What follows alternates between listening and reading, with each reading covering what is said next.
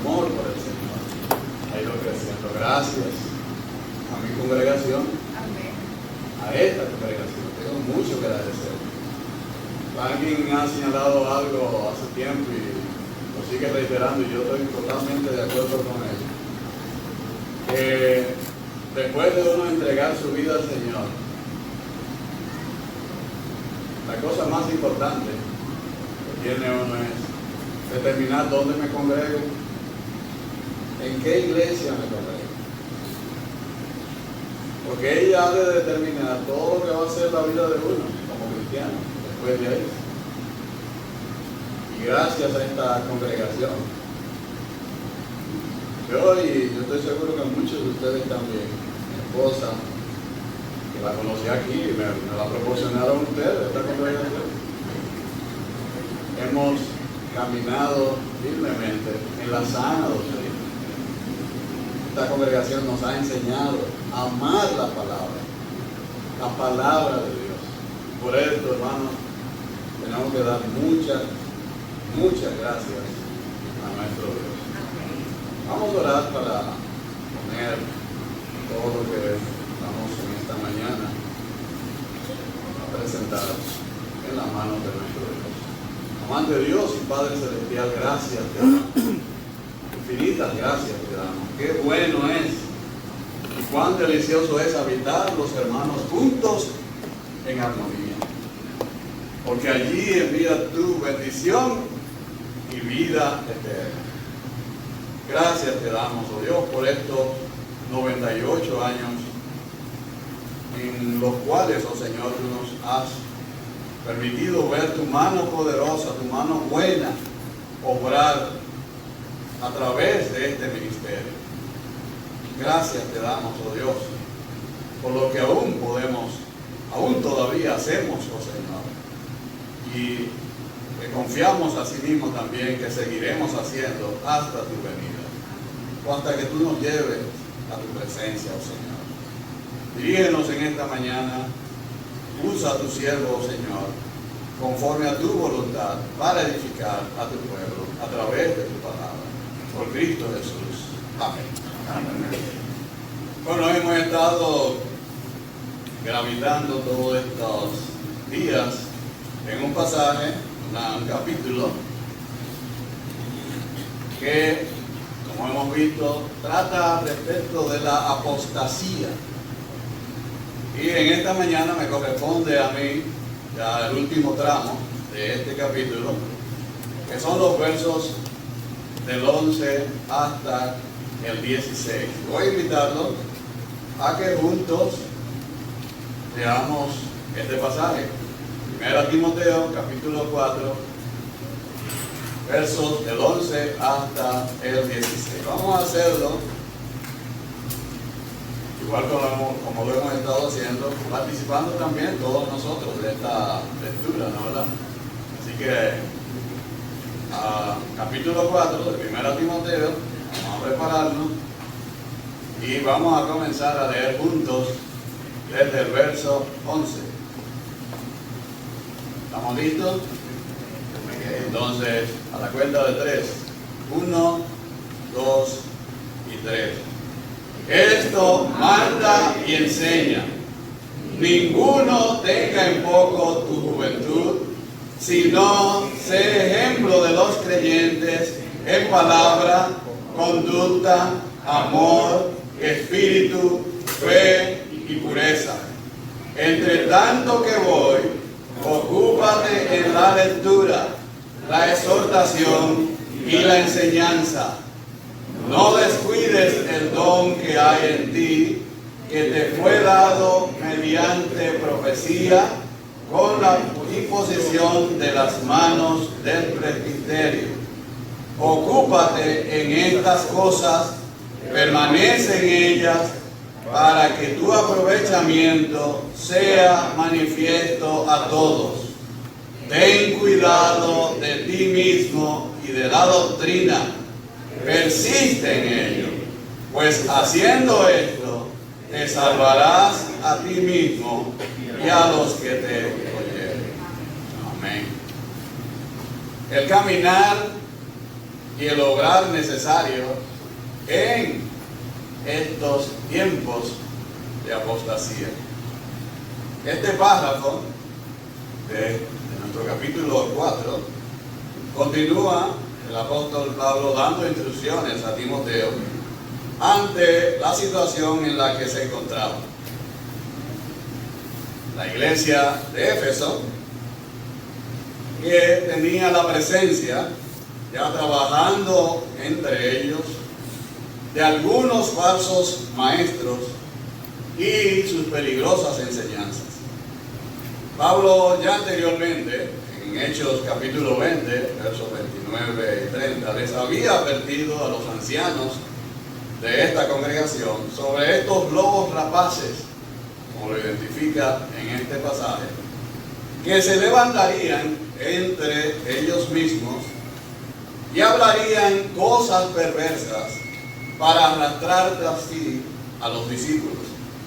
Ahora están ya entre ellos, están en la iglesia, estos falsos maestros, y haciendo daño evidente a la sana doctrina, la verdad de la que la iglesia es su columna y baluarte. Ante esta realidad, Pablo pone al tanto a Timoteo y asimismo también a la iglesia sobre lo que ha estado revelando el Espíritu con tanta claridad, como dice el versículo 1 del capítulo 4, de todo nuestro hermano Franklin, y es la presencia de la apostasía. Dice, pero el Espíritu dice claramente que en los postreros tiempos algunos apostatarán de la fe.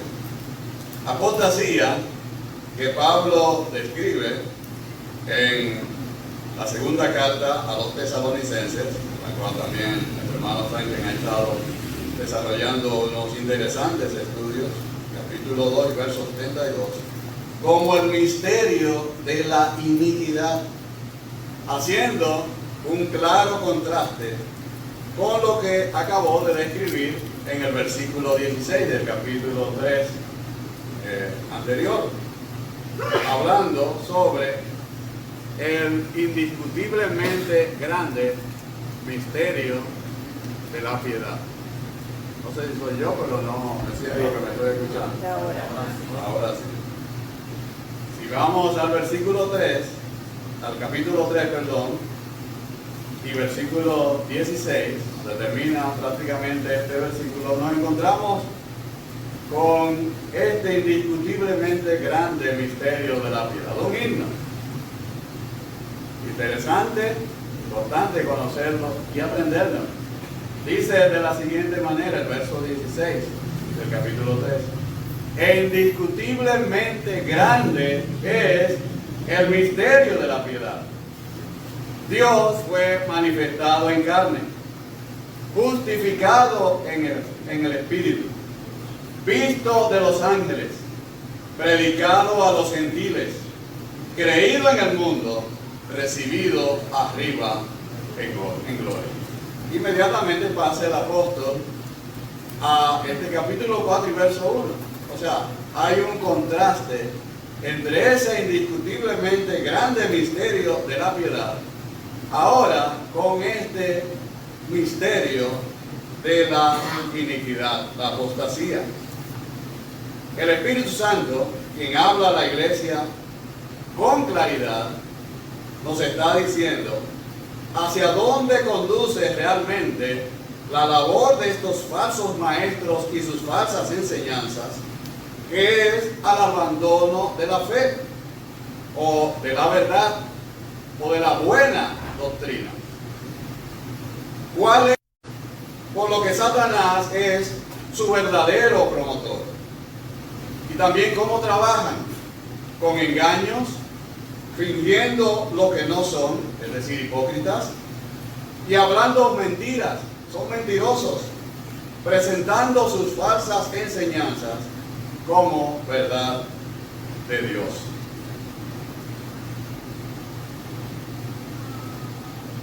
De ahí la importancia, hermanos, y es lo que el apóstol Pablo señala aquí Timoteo y a la iglesia en sentido general, la labor ministerial que debe desarrollar Timoteo en este caso para poder hacer frente adecuadamente al gran peligro que representa para la misión de la iglesia este ataque directo a la verdad de Dios, la apostasía. Así es que continúa el apóstol Pablo dando instrucciones con carácter doctrinal.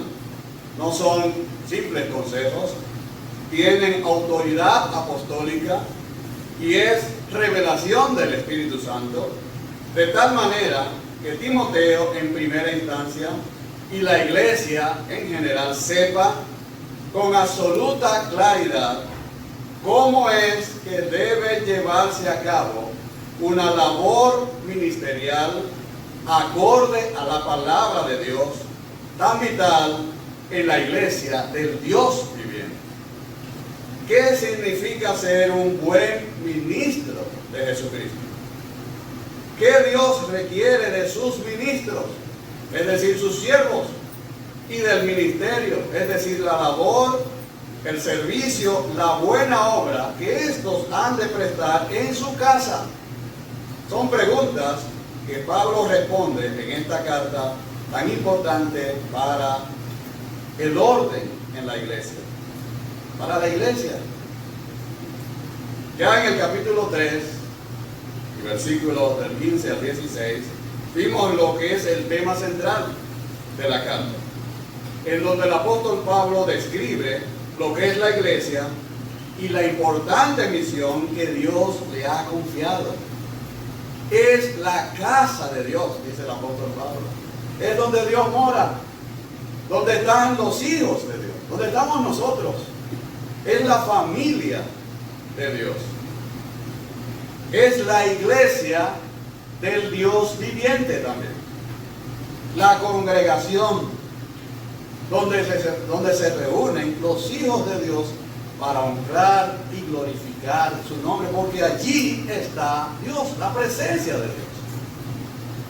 Y que tiene la extraordinaria misión de ser la columna y el fundamento, nada más y nada menos que de la verdad. Columna y baluarte de la verdad de Dios. El mundo, hermanos, no lee la Biblia, pero Dios ha determinado que la verdad contenida en su palabra debe ser mantenida en alto para ser exhibida siempre en este mundo a través de su iglesia. Así es que en todo lo que hemos estado hablando, todo lo que hacemos, todo lo que pensamos, en lo que cantamos, en nuestras intenciones, en nuestras motivaciones, en nuestros propósitos, en nuestras metas, el mundo debe ver reflejada siempre la verdad de Dios. Siempre. No hay absolutamente nada que escape de esa misión que tenemos como iglesia del Dios viviente. Pero no solo el mundo es quien debe ver esta verdad. Pablo también nos revela que asimismo, en Efesios capítulo 3, verso 10, para que la multiforme sabiduría de Dios sea ahora dada a conocer por medio de la iglesia a los principados y potestades en los lugares celestiales. Es decir, que principados y potestades, que son los seres angélicos, sean estos santos o inicuos, también reciben la revelación de la iglesia, lo que hace la iglesia, el misterio, la verdad de Dios. A ellos también la labor, la misión que lleva a cabo la iglesia también es de conocimiento y es para conocimiento de ellos. Toda nuestra vida como creyentes y muy particularmente como congregación, debe cumplir fielmente este propósito divino: ser columna y baluarte de la verdad.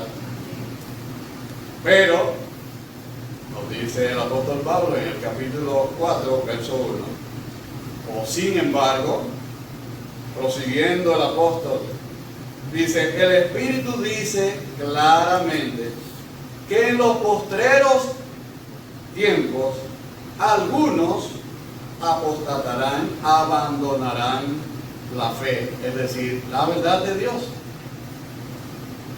Es decir, que este propósito de Dios con su iglesia, de ser columna y baluarte de la verdad, ese lugar donde se exhibe para todos la verdad de Dios y de exponer la multiforme sabiduría de Dios ante las potestades angelicales, ha colocado a la iglesia como el blanco de los ataques del enemigo de la verdad, es decir, de Satanás. Ataques que tienen como propósito hacer que sus miembros, la mayor cantidad que les sea posible, abandonen la verdad y sigan la mentira. Es una verdadera guerra espiritual, como señalaba nuestro hermano Franklin cuando exponía estos versículos. Una verdadera guerra espiritual, lo que está librando la iglesia con esta apostasía. La apostasía, este abandono de la fe, y de la que nos advierte el Espíritu Santo tan claramente, es un proceso, hermanos, que se da solo dentro de la iglesia de Dios. Es a la iglesia de Dios que el Espíritu Santo le está diciendo claramente, advirtiéndole sobre este peligro que se cierne sobre ella y su misión. El mundo, este sistema satánico, en donde Satanás es su Dios, ya está bajo el control de la mentira. Por lo tanto, no puede abandonar lo que no ha profesado creer. Como dice Pablo, el Dios de este siglo cegó el entendimiento de los incrédulos para que no les resplandezca la luz del Evangelio de la gloria de Cristo. Dice el Espíritu: algunos apostatarán. ¿Y quiénes son estos algunos? Sin duda, esta es la gran preocupación manifestada por el apóstol en la carta. No son los falsos maestros que están ya dentro de la iglesia. Estos, aunque están dentro de ella, tienen una diferente doctrina. Ellos toman la verdad de Dios y la trastornan, la cambian y la presentan, pues son hipócritas, como si fuera verdad también de Dios. Pero no han abrazado la fe. Su doctrina es diferente. Así es que son algunos de los demás miembros dentro de la casa de Dios.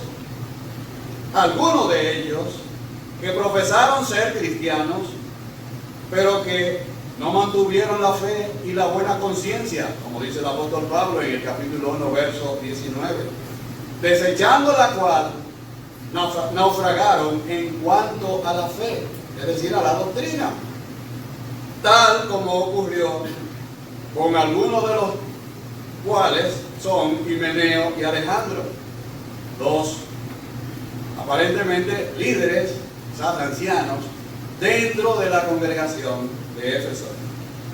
Hasta ese nivel habían logrado introducirse Satanás y sus falsos maestros. Naufragaron en cuanto a la fe y por lo tanto son arrastrados hasta abandonar la fe,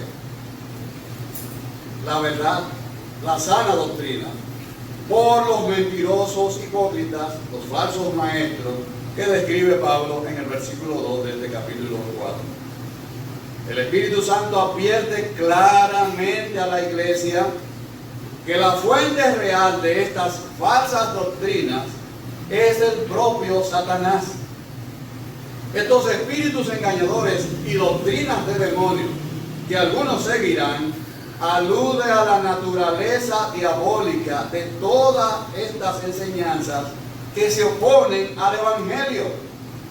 Así es que esta labor que hacen estos falsos maestros y sus enseñanzas diabólicas en contra de la verdad que estamos llamados a proclamar, no es algo que un buen ministro de Jesucristo deba descuidar en lo que es su ministerio, es decir, su servicio dentro de la casa de Dios viviente.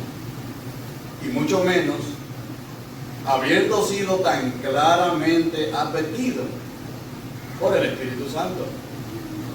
Por lo tanto, ¿cómo actuar ante esta amenaza en contra de la iglesia y su misión con la verdad? Es de lo que trata Pablo en esta carta. Y en nuestro pasaje encontramos al apóstol haciendo un llamado a Timoteo a prestar atención a lo que es su caminar y su obrar necesarios en estos tiempos de apostasía, de abandono de la fe, de la verdad de nuestro Dios, la sana doctrina. En él encontramos una cadena de 10 imperativos, es decir, mandamientos, cuyo contenido se resume en el verso 16, donde le dice Pablo a Timoteo: ten cuidado de ti mismo, que se trató en los versos anteriores, y de la doctrina, la enseñanza, en estos versos del 13 hasta el 14, puesto que al hacerlo, dice el apóstol Pablo, te salvarás a ti mismo y también a los que te oigan.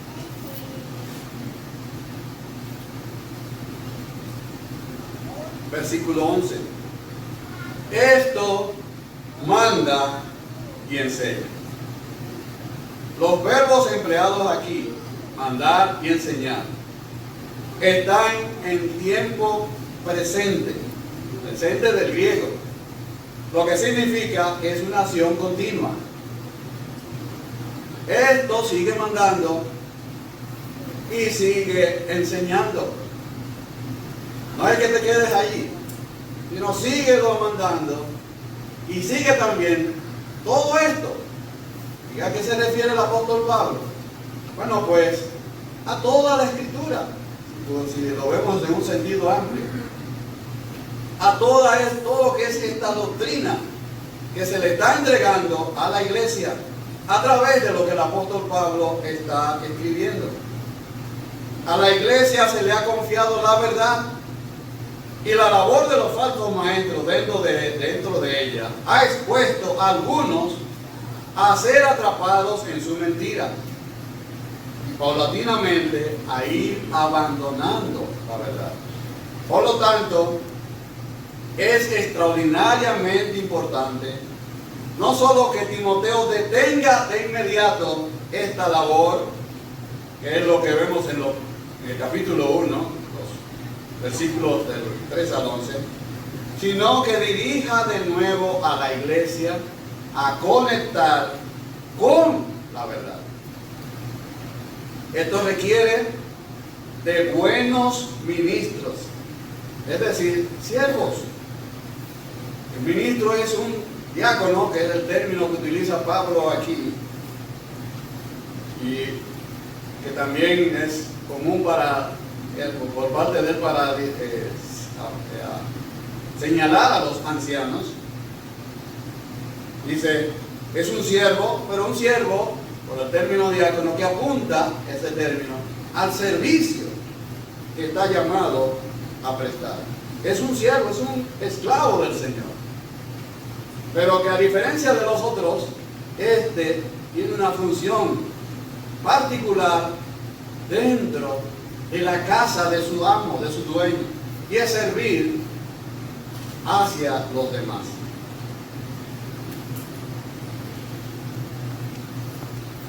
Requiere, por lo tanto, de buenos ministros de Jesucristo con las calificaciones para mandar todo lo que la sana doctrina manda que se haga en la casa de Dios.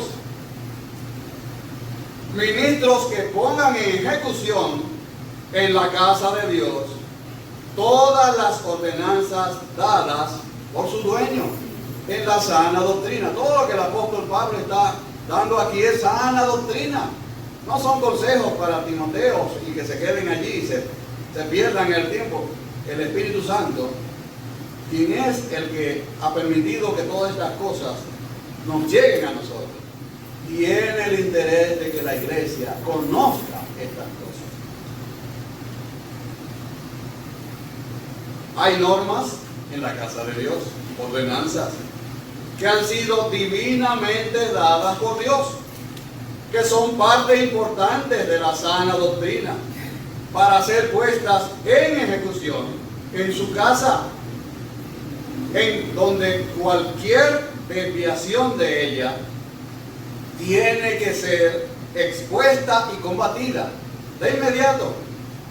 Pablo le dice a Timoteo en el capítulo 1 y versículo 18, este mandamiento, que significa órdenes recibidas de un superior, hijo Timoteo, te encargo, el término griego aquí es, te pongo al lado, porque sé que tú eres confiable, te encargo para que conforme a las profecías que se hicieron antes en cuanto a ti, milites por ellas la buena milicia. A Pablo le gustan estas figuras para hacernos entender verdades bíblicas. El atleta, el soldado, una figura militar por la cual urge a Timoteo a librar las guerras que haya que librar contra los enemigos de Cristo y del Evangelio, de su doctrina. Había que enfrentarlos. Habían provocado ya cambios en el culto de adoración de la iglesia del Dios viviente. Cambios alterando la oración en el culto por todos los hombres. Y eso lo vemos en el capítulo 2. El ministerio de la mujer dentro de la congregación la estaba poniendo a hacer cosas que no le correspondían, y Pablo tiene que poner el orden ahí. O sea, Pablo a través de Timoteo había que enfrentarlos. Era bueno que Timoteo supiera que la espada del soldado no era para untarle mantequilla al pan, era para usarla. Sin lugar a dudas, que hay muchas cosas ordenadas por la palabra que en la casa de Dios hay que continuarlas mandando, aunque no le gusten a algunos. Estamos realmente viviendo tiempos donde la piel espiritual de muchos cristianos es extremadamente sensible. No quieren que se les toque con nada que los incomode, que les provoque estrés. Así que palabras como ordenar, mandar, así como responsabilidad, deber, resultan muy incómodas, muy duras para ciertos hermanos. Hay que evitarlas en los mensajes a la congregación a toda costa, porque no podemos, y muy particularmente el domingo, estresar a nuestros hermanos. Óigame, se pasaron la semana entera cogiendo lucha, y entonces también el domingo lo vienen a estresar con un mensaje duro, usando palabras fuertes así. Ahora sí, si los mensajes llevan palabras como bendiciones, beneficios, privilegios, nuestros derechos, a eso sí son hermanos, mensajes, óigame, qué poderoso. Pero la casa de Dios tiene ordenanzas que hay que mandar, así como también ministros, siervos de Jesucristo divinamente ordenados, cuando estos son reconocidos conforme a la palabra, para que también estas cosas que han sido establecidas por el dueño de la casa, que son parte de la sana doctrina, se cumplan en ella según su plan. Si no, actuaríamos como el tiempo de los jueces, donde en aquellos días, que no había rey en Israel, cada uno hacía lo que bien le parecía. Y la casa de Dios tiene muchas cosas también, hermanos, que enseñar. Un imperativo, tiempo presente también, del griego, que significa continúa enseñando. La iglesia de Dios requiere también de muchas cosas que hay que seguirlas enseñando y hasta inclusive repetirlas una y otra vez si es necesario. Enseñanza que es tarea también de un buen ministro de Jesucristo, plenamente preparado, es decir, como vimos en las intervenciones anteriores, nutrido con la palabra de fe y de la buena doctrina que ha seguido, ejercitado en la piedad, para llevar a cabo una labor tan fundamental como es la enseñanza de la sana doctrina en la iglesia del Dios viviente, con la que ha de instruir a la iglesia para poder así hacer frente de manera exitosa a esta apostasía, a este abandono de la fe. Es solo, hermanos, con la verdad de Dios que debemos hacer frente a la mentira, al engaño de Satanás. La palabra de Dios es la espada del Espíritu, es nuestra arma ofensiva. Es nuestra arma con la cual tenemos que enfrentar a las mentiras de Satanás. No es con la elocuencia, con una preparación X. No es con la palabra de Dios, conocer la palabra de Dios. Tal cual como la usó nuestro Señor Jesucristo contra Satanás, modelo perfecto, nuestro Señor. En la tentación, escrito está. El Señor no argumentó más nada, solo le citaba la palabra de Dios. Dice el verso 12: ninguno tenga en poco tu juventud, sino sé ejemplo, el griego tupos, de los creyentes en palabra, conducta, amor, espíritu, fe y pureza. Sé ejemplo, dice el apóstol Pablo a Timoteo. Presta atención a tu caminar con Cristo. Para poder hacer frente a esta apostasía, Timoteo, presta atención a tu caminar con Cristo. Nadie menosprecie tu juventud. No dice la Biblia textual. En el tiempo de esta carta, Timoteo podría tener probablemente unos 35, 36 años. 30, 35 años. En la cultura griega de la época, la edad madura se alcanzaba a los 40 y tantos, 50. Y era estimada como símbolo de experiencia y sabiduría. Ninguna otra máxima griega era más conocida que la que dice que los jóvenes se sujetarán a los de mayor edad. Y la Biblia también reconoce la edad, las canas, siempre y cuando esta experiencia y sabiduría que se supone que da en ella sean adquiridas en los caminos del Señor. Dice Proverbios 16:31, corona de honra es la vejez que se halla en el camino de justicia. En cambio, la juventud, tal como también lo reconoce Pablo, es propensa a ser arrastrada por las pasiones propias de la edad joven.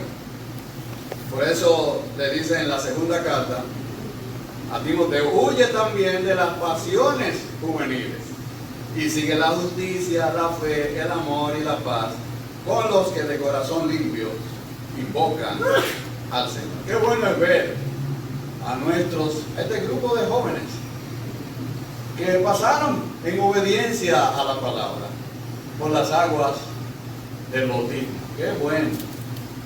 Esto nos tiene que necesariamente llenar de gran gozo, no solamente a las familias que pertenecen a ellos, no, a la familia de Dios, a todos y cada uno de nosotros. Es un motivo más, hermanos, por lo cual es dar muchas gracias a nuestro Dios. Ver a estos jóvenes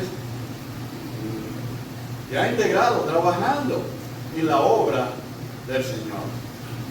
Qué bueno, qué gran privilegio que esta congregación puede darle muchas gracias a Dios, porque hemos visto crecer a nuestros jóvenes, convertirse en adultos ya, y todo ello trabajando fielmente en las cosas del Señor. Pasiones viene de epitomía, significa deseos desordenados o codicia, pero no se limita a la idea de deseos sexuales. Puede tener incluso objetos buenos. O sea, puede haber pasión por cosas buenas, pero la comida, como señalaba Frank, es bueno comer. Pero cuando usted lo hace desordenadamente, entonces ya es un problema. Probablemente entre los líderes ancianos de la iglesia de Éfeso, algunos, o muchos de ellos, eran de mayor edad que Timoteo. Así que fácilmente Timoteo podría sentirse inferior para poder desarrollar sus funciones como pastor en esta iglesia. A ver, que los ancianos que estaban allí, que habían sido escogidos, sabe Dios cómo, le estaban haciendo frente, y entonces con esta edad y esta situación, entonces, de tener que mandar y enseñar, Pablo por un lado haciéndole énfasis en la urgencia de ellos, y él con la oposición de estos líderes mayores de edad, se le hacía difícil la tarea. Así que es muy fácil entender la situación difícil en que estaba desarrollando Timoteo su ministerio. Pablo procede, por lo tanto, a darle la solución al problema, que no consiste en sobrevalorar la juventud y menospreciar a las canas. En nuestros días menospreciamos precisamente a las canas. Las canas son las que son menospreciadas y sobrevalorados los jóvenes. La solución del apóstol, y esto también con carácter doctrinal, es: sé ejemplo, Timoteo. Sé tupos, que literalmente significa golpear, y por implicación es la marca que deja un golpe, una impresión, una estampa hecha tras golpear a un molde. La metáfora es, que emplea el apóstol Pablo, la de un molde dentro del que se ha vaciado un material fundido a fin de que adquiera su forma. Es decir, que Pablo le está pidiendo a Timoteo, cuando dice sé ejemplo, no es que sea él el molde. El molde es nuestro Señor Jesucristo y su Evangelio, la sana doctrina que debía enseñarles, sino que fuera la estampa, el sello, el modelo, el ejemplo fiel de ese molde, de la sana doctrina. Así es que aquello que habría de darle a Timoteo el respeto y la autoridad, el liderazgo, dirían algunos, necesario para poder hacer bien la labor encomendada por su Señor, no eran ni la estatura, ni el carisma, ni los títulos, ni la personalidad, es decir, las cosas que mira el hombre, como le decía, como le corregía a Dios a Samuel cuando fue a ver a los hijos de Isaí. Pero Jehová dijo a Samuel: no mires su apariencia y su estatura, cuando le pasaban los primeros hijos de Isaí. No mires su apariencia ni su estatura, porque lo he rechazado. Porque yo no miro como mira el hombre. Porque el hombre mira la apariencia externa, pero Jehová mira el corazón.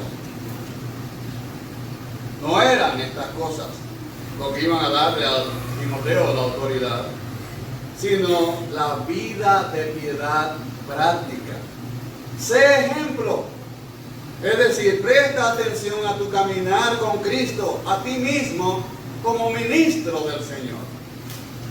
Decía al respecto Edmund Hoover, un teólogo del siglo XX pasado, que es el primer deber de un ministro mostrar en su propia vida lo que él desea que su pueblo sea. Puedes mandar, puedes enseñar, puedes exhortar, aunque no tengas la edad, si respaldas estas cosas con una conducta personal, una vida de piedad práctica, una verdadera vida de piedad. Se puede dar ejemplo de madurez cristiana aún siendo joven. Y Timoteo tenía bastante experiencia de vida cristiana adquirida en el ministerio al lado de Pablo, su ejemplo, por unos 20 años. Timoteo comenzó a acompañar a Pablo a la edad de unos 17 o 18 años. Tenía para la edad, para la época, unos 30 y pico. O sea, por unos 20 años había estado viendo el modelo de Pablo.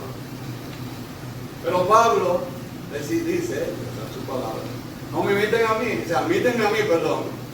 ¿Por qué? Porque él lo hace bien. Porque yo imito a quién? A Cristo.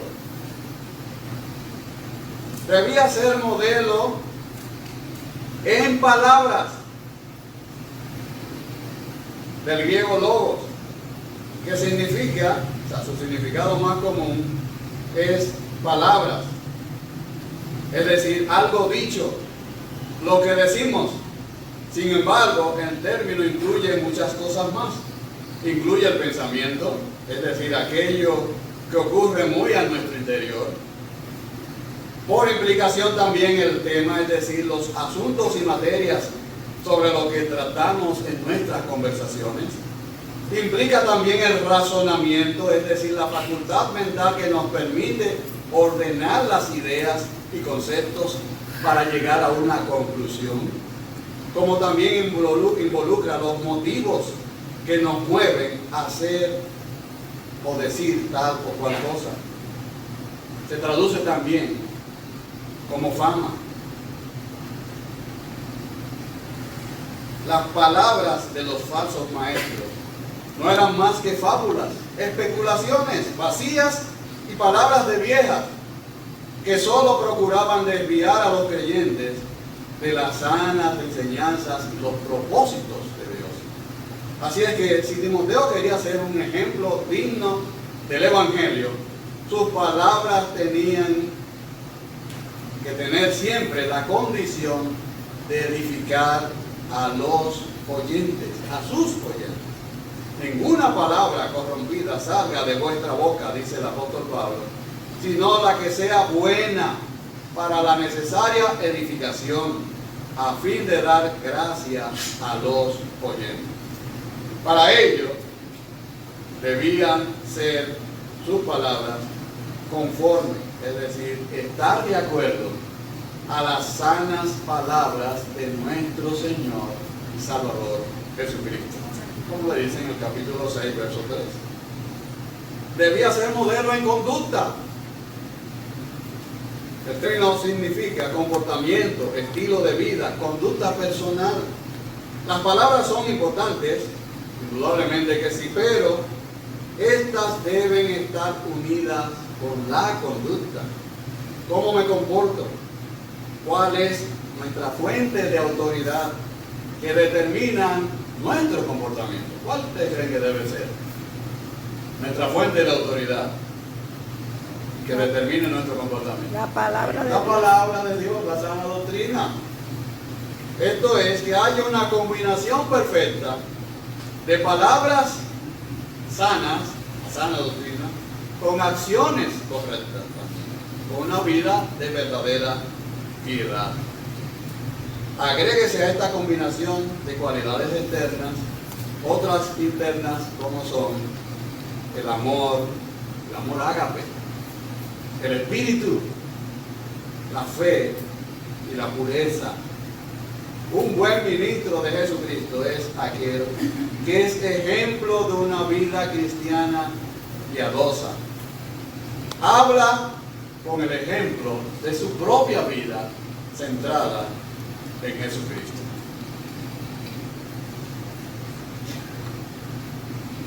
Yo creo que ustedes no estén mirando el reloj. No, hace rápido. No, me tengo que extender un poquito más, ¿no? Tengo permiso. Versículo 13.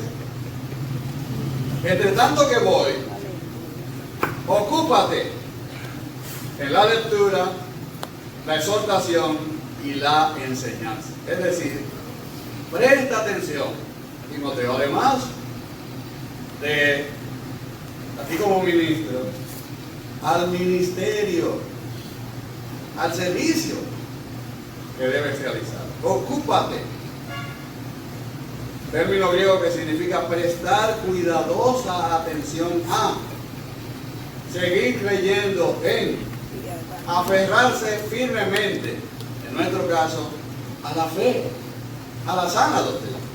El término también se usa para referirse a los sacerdotes que servían al altar.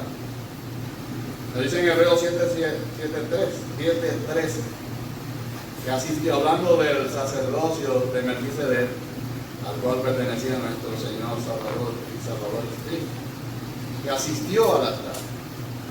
Con ello se sugiere devoción de pensamiento y esfuerzo hacia una cosa, seguir entregándose a, dedicarse a, consagrarse al servicio que realiza en el altar de adoración a Dios, tal cual como lo hacían los sacerdotes en el Antiguo Testamento. Y esta consagración, señala el apóstol a Timoteo, gira alrededor de los tres deberes cruciales en lo que es el ministerio, el servicio sacerdotal que ha de realizar en la casa de Dios, su iglesia local, todo buen ministro del Señor, todo anciano, sobrevedor, todo aquel que tiene algún tipo de responsabilidad en la casa del Señor. Aquí hay un orden concreto en estos deberes que debe cumplir el ministro en lo que es su ministerio, el servicio que realiza en la iglesia de Dios, y todos vinculados con la palabra de Dios, con la sana doctrina. Primero, destaca la lectura de la palabra de Dios en las reuniones de la iglesia. Lectura del griego anagnosis, un término que denota en el griego no bíblico un reconocimiento o examen, y luego entonces proceder a leer. En el Nuevo Testamento se refiere a la lectura en público de las Escrituras. En Hechos capítulo 13, versículo 15, dice: y después de la lectura de la ley y de los profetas, los principales de la sinagoga mandaron a decirles: varones hermanos, si tenéis alguna palabra de exhortación para el pueblo, hablad. O sea, luego de la lectura de la ley y de los profetas, donde este contexto nos revela que la referencia que se hace es al cuidado demandado en la lectura de las Escrituras en una congregación. Estas lecturas públicas en el culto eran especialmente necesarias en aquel tiempo en que la distribución de las Escrituras estaba muy limitada y pocas iglesias tenían una copia de la palabra. Timoteo debía leer las Escrituras en los cultos de la congregación y asegurarse que los demás líderes de la iglesia mantuvieran esta misma práctica sana. Y el origen de esta práctica, ejercida también en la adoración en el templo el Antiguo Testamento y en las sinagogas, precisamente nos viene del Antiguo Testamento, donde era centrado en la adoración colectiva del pueblo de Dios. Nos dice Éxodo 24:7, y tomó el libro del pacto y lo leyó a oídas del pueblo, el cual dijo: haremos todas las cosas que Jehová ha dicho y obedeceremos. Y este libro del pacto eran las leyes civiles, sociales y religiosas recibidas por Moisés en el monte Sinaí, y que fueron presentadas escritas y leídas al pueblo. Más luego, el mismo Señor Jesucristo también nos dio el ejemplo en Lucas 4:16. Y vino a Nazaret, donde se había criado, y en el día de reposo entró en la sinagoga, conforme a su costumbre, y se levantó a leer, y se le dio el libro del profeta Isaías, y habiendo abierto el libro, halló el lugar donde estaba escrito. Conocemos muy bien este pasaje: el Espíritu del Señor está sobre mí. De igual manera, enseña Pablo, la lectura de la palabra de Dios debe seguir siendo central en las reuniones de la iglesia de Dios. El segundo deber es la exhortación, que debe continuar a la lectura de la palabra. Después de leer las Escrituras, Timoteo debía exhortar a los creyentes sobre la base de lo que había leído. Exhortar, del griego paráclesis, que literalmente significa un llamamiento al lado de uno, ir en ayuda de uno. Y en este caso se refiere a la ayuda para explicar y aplicar correctamente a nuestras vidas el texto bíblico leído. El tercer deber es la enseñanza, didascalía, término que se refiere a la acción o acto de enseñar. Es siempre activo. Aquello que es enseñado en el griego es didache, el contenido de lo que se enseña, la doctrina. En cambio, la acción de enseñar es la didascalía. Timoteo debía de asegurarse de enseñar, es decir, didascalía, las grandes verdades contenidas en la palabra de Dios, es decir, la didache. Estos deberes, lectura, enseñanza, exhortación, nos recuerdan a Nehemías. Nehemías capítulo 8. Lo voy a dejar de tarea para que lo lea en su casa. Este importante capítulo habla del avivamiento espiritual ocurrido en el pueblo de Dios por medio de la lectura pública de las Escrituras. En el versículo 8 dice: y leían en el rollo de la ley de Dios, explicando y dando sentido, de modo que entendieran la Escritura. Es la palabra de Dios la que tenemos que utilizar, la que tenemos que emplear en la enseñanza para la congregación. Es la palabra de Dios la que tenemos que usar para exhortar a la congregación. Hermanos, es la lectura, exhortación y enseñanza de la palabra de Dios lo que tenemos que usar los ministros, los buenos ministros del Señor Jesucristo, en nuestro ministerio, en la casa de Dios. Toda esta escritura, encabezada por el sacerdote Esdras, que leía delante de toda la congregación el rollo de la ley de Dios, y todo el pueblo estaba atento a esta lectura, desde el más pequeño que tuviese capacidad para entender hasta el mayor. Todo el pueblo estaba atento. El doctor Donald Campbell enfatiza la importancia de este ministerio de enseñanza de la palabra cuando dice: Esdras y sus ayudantes encabezaban una larga lista de predicadores expositivos que explicaban las Escrituras. Este método de predicación ha sido bendecido por Dios a través de los siglos y continúa siendo un instrumento eficaz para hacer que los cristianos maduren espiritualmente, que no sean arrastrados por todo viento de doctrina. La predicación temática y textual a menudo puede inspirar y ser útil, pero los beneficios espirituales no se comparan con aquellos que resultan de un ministerio de predicación como el de Esdras. Benditos aquellos creyentes que tienen el privilegio de instruirse a los pies de la predicación expositiva de las Escrituras. Finalizando, hermanos, aquí tenemos un motivo suficientemente importante por el cual debemos dar muchas gracias a nuestro Dios, quien por su gracia, solamente, hermanos, por su gracia, nos ha permitido mantenernos por 98 años.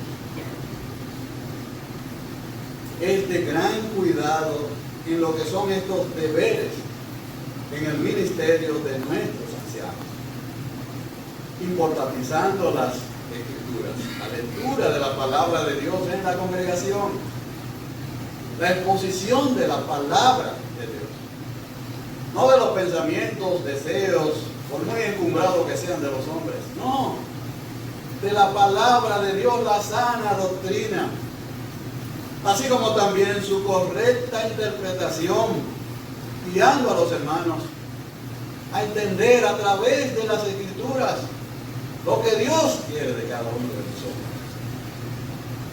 su exhortación, su enseñanza. Lo que sin duda, hermanos, nos ha preservado ya casi a 100 años de nuestra fundación, libres de desviaciones de la sana doctrina que nos fuera entregada. Pero todo esto, hermano, esta ocupación en la sana escritura, la sana doctrina, necesariamente tiene que estar unida, para que no nos pase como a la iglesia de Éfeso, 30 años después, habiéndole el apóstol Pablo mandado 2 cartas a Timoteo y encargarlo de trabajar en esta congregación, para que la labor del ministro y el ministerio que debía llevar a cabo allí fuera conforme a las Escrituras, a la sana doctrina. 30 años después vemos al Señor Jesucristo en el capítulo 2 de Apocalipsis, hablándole a esta iglesia, pero así a través de ella a nosotros también. Escribe el ángel de la iglesia en Éfeso, al ángel de la iglesia en Éfeso, el que tiene las 7 estrellas en su diestra, el que anda en medio de los 7 candeleros de oro, dice esto: yo conozco tus obras y tu arduo trabajo y paciencia, y que no puedes soportar a los malos, y has probado a los que se dicen ser apóstoles y no lo son, y los has hallado mentirosos, y has sufrido, y has tenido paciencia, y has trabajado arduamente por amor de mi nombre, y no has desmayado. Pero